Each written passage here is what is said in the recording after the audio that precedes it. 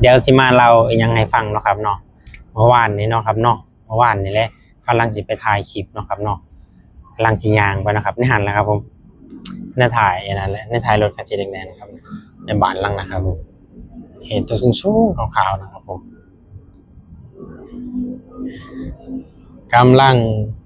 งสินั่งอัดคลิปเนาะยังมื้อแรงประมาณ6 โมงนี่แหละครับผมพันลูกค้าส่วนนั้นก็บ่มีเนาะครับเนาะพันว่ากำลังนั่งอัดคลิปอยู่เนาะพันว่าเห็นคนเนาะเห็นคนย่างมากคนแรงถามค่อยว่าลูกทำอะไรแล้ววะไม่ได้ทำอะไรครับก็เลยว่าผมนั่งอัดคลิปเล่นครับผมเพื่อจะถ่ายลงโซเชียลก็เลยอ๋อแล้วว่าทำรายได้อะไรแล้วลูกแล้ววะได้เงินครับก็เลยว่าอ๋อดีๆแล้วลูกมากเลยแล้วว่าจังซี่นะแล้วก็ผมก็นั่งอัดคลิปเซยก็นั่งอัดคลิปแล้วย่างเข้าไปคันนึงเพิ่นว่า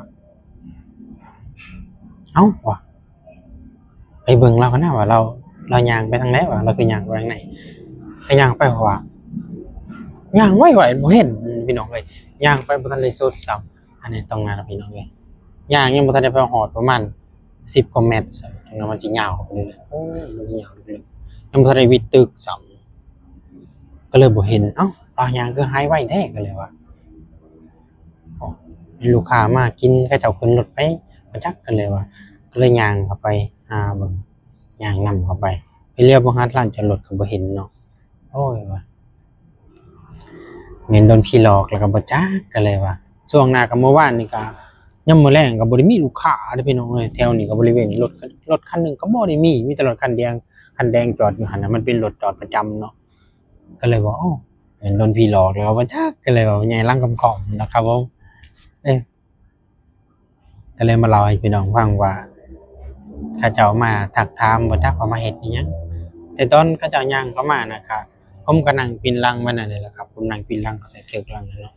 ผมนั่งก็ตึกปีนหลังใส่แล้วก็ผมก็นั่งปีนหน้าผมก็มองกล้องแต่บ่เห็นเราย่างเข้ามาจักเรามายามใดที่เรามาถามนะก็เลยว่าเฮ้ยแปลกๆเว้ยก็เลยว่าปัญญางเข้าไปแต่บ่ได้บอก10 เมตรสักประมาณนับเลี้ยวหาก็ว่าบ่เห็น